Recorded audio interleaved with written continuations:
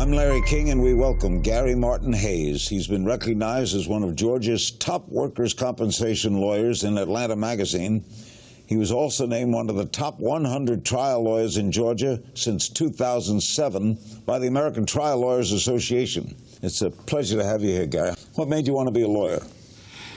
You know, growing up in the South, my dad was a Methodist minister, and seeing the people in the community that were making a difference in the church and in the community were a lot of lawyers. That, and then watching the movie To Kill a Mockingbird, seeing the lawyer out there fighting for the underdog, that spurred the interest. Why did you choose trial law, personal injury law? Well, when I went to law school, I excelled and did extremely well, and insurance companies court those that do well. And so I started out representing insurance companies, defending the people that are out there causing the wrecks, and I was saving them money, but that's not where my heart was. My heart is in helping people. So after years of defending the company, I decided, look, I need to go to work for the little guy. And so I switched over. Is the code of insurance companies not to pay? You know, I say it's the 3 Ds: delay, deny, defend. They want to get the little guy over the barrel and not pay them.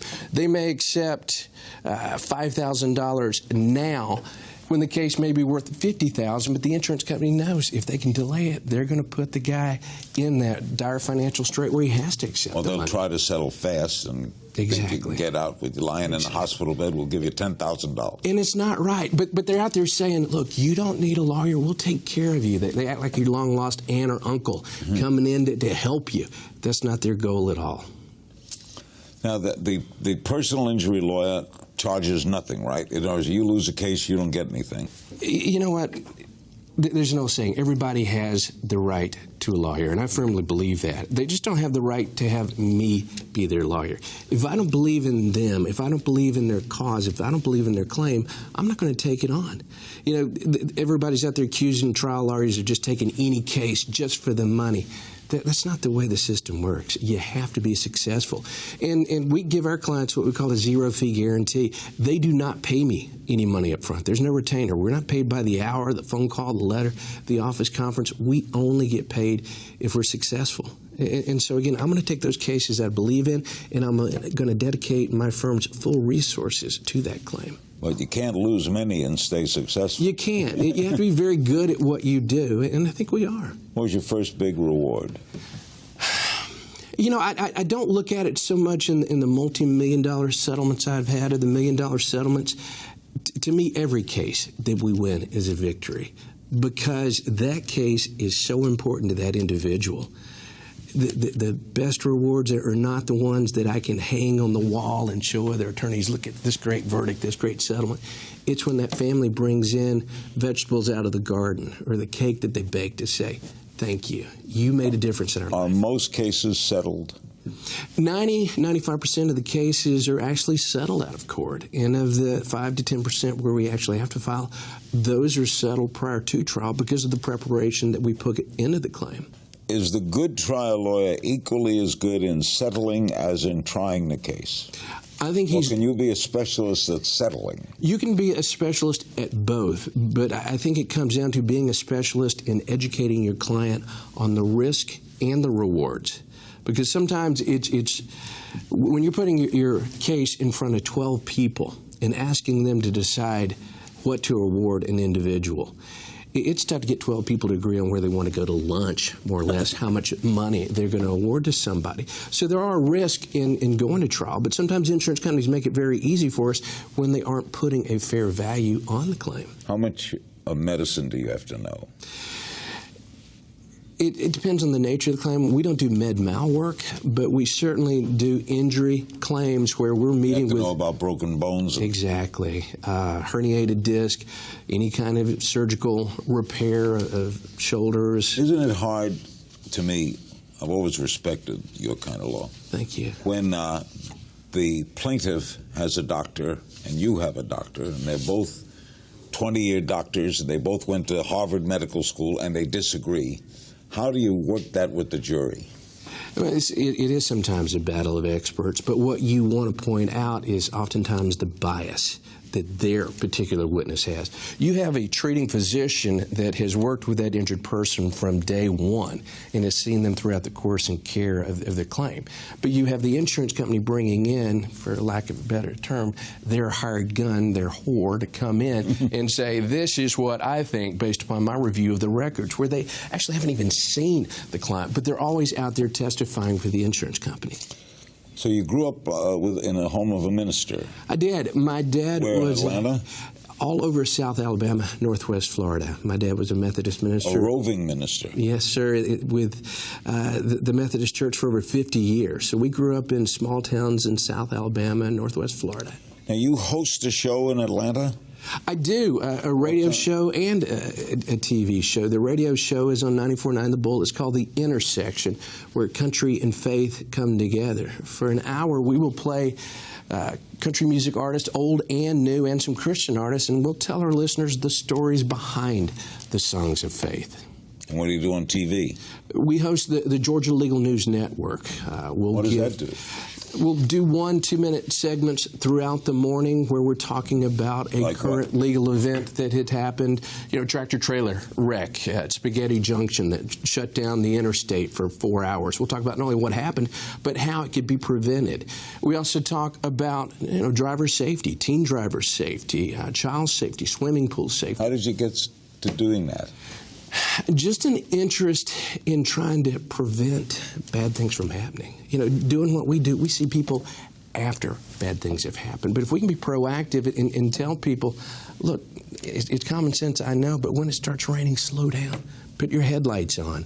Make sure the seat belts are buckled, because I'd rather know that they're going to be safe instead of having to call me. What is your nonprofit, Keep Georgia Safe? What is that? Yeah, my wife and I started that in 2008. Within a span of 4 months, there were 3 women from Georgia or with ties to Georgia that were all abducted and murdered. And obviously rocked the community, correct. And my wife and I have 3 daughters, Audrey, Ashley, and Ava, and that upset us. So we put our kids in karate classes. We wanted them to know how to defend themselves. Through a mutual friend, I met the mother of one of the victims and obviously expressed my condolences to her.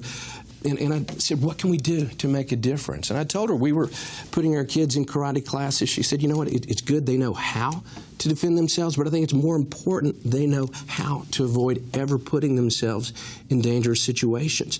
So we have a proactive education format where we're out there trying to teach kids, families, how to be safe, but also a reactive component. In the academy, police officers are not taught what to do in the event of a child abduction.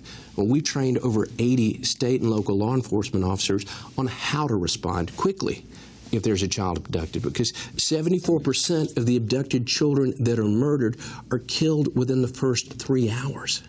74%. How do people learn more about it? They can go to keepgeorgiasafe.org. Also wrote a book, The Authority on Child Safety. The Authority on Child Safety. How to talk your kids about their personal safety without scaring them. It's so important, again, that kids know how to be safe. And in this book, we play what we call a what would you do scenario. For instance, if you're at the mall with your kids and your kids are separated, you ask them, hey, if we're separated, what would you do? How are you going to find us?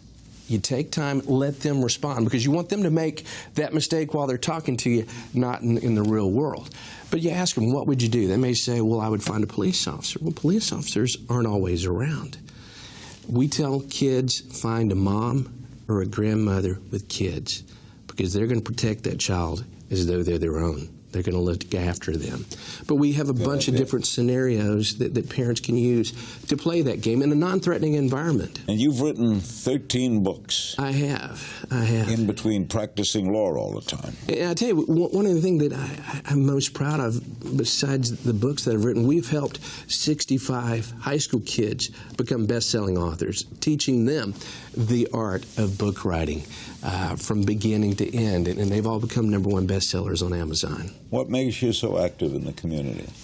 I don't want to say it's a desire to give back, because that almost implies you took something from the community. But my dad, my mom in the ministry, every day we'd leave the home, they'd always say, make something good happen.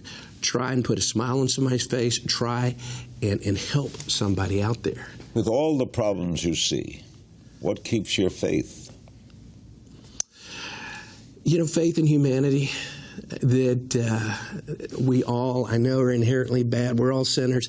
But I think there's also a good side that we need to recognize in everybody, especially now with so much strife out there. Why are we inherently bad?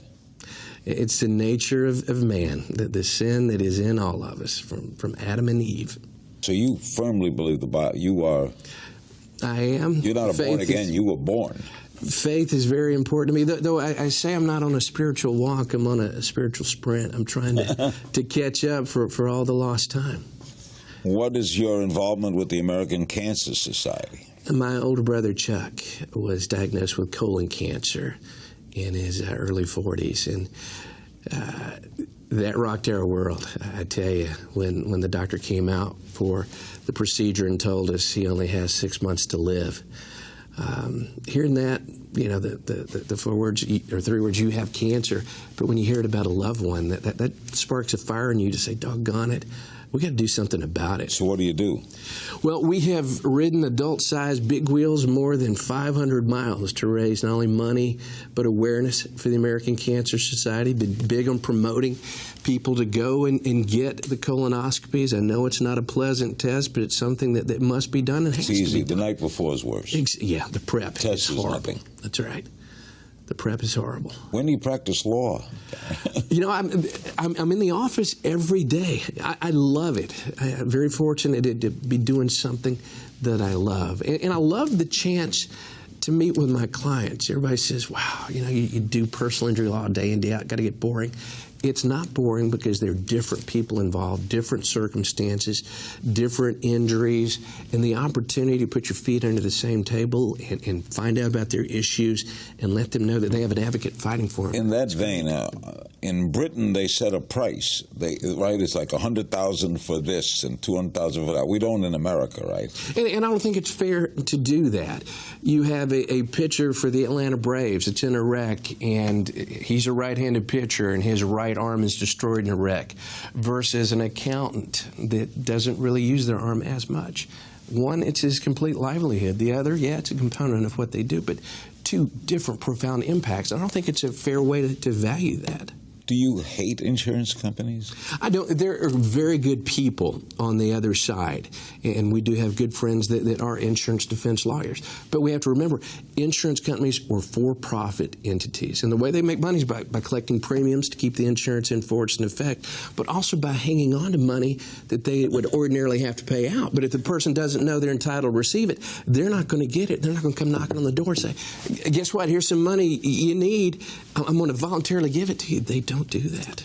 A friend of mine who became a top negotiator started out working as an insurance negotiator.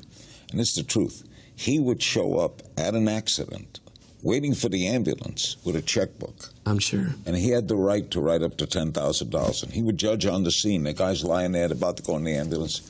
You're going to hand them a $10,000. They mostly took it. Most people do. And when they do that, I don't care how bad, how severe the injuries may turn out to be. Once it's settled, it's over and done with. And there's nothing that can be done to open that. And it's fraud to me from the very beginning. But they get away with it every day. I'm going to play a little game with you, Gary. Sure. It's called If You Only Knew. We do it with a lot of guests. Who is your childhood celebrity crush? Cheryl Ladd, Charlie's Angels. Not bad. Yes, sir. Secret talent? Secret talent, play the guitar. Guilty pleasure? Guilty pleasure. Too many sweet and low packets in my coffee in the morning. Me I love too. It sweet. Sweet and low, Splenda, any of them. Yeah. My grandfather was a rural mailman in Red Level, Alabama, and I would go spend summers with him, and he'd get up at 4 o'clock in the morning to deliver the mail. He'd have his cup of coffee. That's the only way I could drink it, with all the sweet. I like iced coffee. Where did you say in Alabama? Red Level, Alabama. Red Level. Small little town near Andalusia. How was that named, Red Level? I have no idea. If you could trade places with one person for a day, who would it be? It'd be Larry King. You have an incredible job. I mean, you've met so many people. I pinch myself every day. If you could relive one day of your life, what would it be? The day my wife said I do. I would relive the day I started smoking and not do it. Would you change anything about your life? There's so many things. Really? Yeah. It seemed like good decisions at the time, but it's a foundation. Hopefully we're going to learn lessons and move forward making the right decision. What's something you're bad at? Wow, golf. When I was in law school, I worked with a judge, and he said, son, when you get out of law school and start practicing law, you can either be a great lawyer or a great golfer. I'm a horrible golfer. But I'm telling you, there's some great golfers that are lawyers in Atlanta. Last time you felt defeated? Last time I felt defeated, whenever Alabama lost to Auburn. I'm a huge That's sacred, fan. huh? It is. Last time you cried when Alabama lost to Auburn. If you weren't a lawyer, what would you be? Radio, TV, full time, I think. Biggest regret? Biggest regret. Wow, not spending enough time with my parents. I lost both of them. Last year, and my mom, the last 3 years of her life, had Alzheimer's, and I just hate I didn't get to spend time with them when they're around, because when they're gone, they're gone. It's called Alzheimer's. Is called the long goodbye. Yeah, it's such a horrible disease. Such a horrible disease, and my dad fell and died shortly thereafter because of a brain injury. My mom was in perfect health with the exception of the Alzheimer's. But the day he died, and they were married over 50 years, she started calling his name. 19 days later, she passed away. Just that quick decline in health. She knew. She knew. Wow. All right, what's something people don't know about you? That I used to be a competitive bodybuilder. No, I'm messing with you. All right. I hear you were once a guest announcer on Jimmy Fallon's show. I was. How did that come about? I had an opportunity to go and do it. And, so many times people what was it, like a guest? Yeah. I think that's the one thing that I have that I'm, as a quality, I'm so thankful for. I'm not afraid to get out there and say, I'll do it. So why not? It's the Tonight Show? What'd you have to say?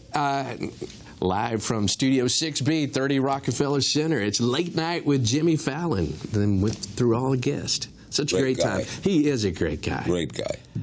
Okay, I let my guests at the end of these interviews ask me some questions. Yeah, I'd love to know. You've been doing this over 50 years. 60 almost. 60 now. 30,000 guests. More than that, 50. 50,000. Okay, everybody from Bill Clinton, Donald Trump, to me, Jeff Foxworthy. Who has been your most favorite guest and why? Well, it's so hard when you've done so many. Probably Sinatra, only because he was so hard to get. Jackie Gleason got him for me. He did 3 hours of a radio show with me, which is unheard of. And he was a warm, wonderful guy and later developed into a friendship. But, of course, I've done 8 presidents and world leaders and Malcolm X, Martin Luther King.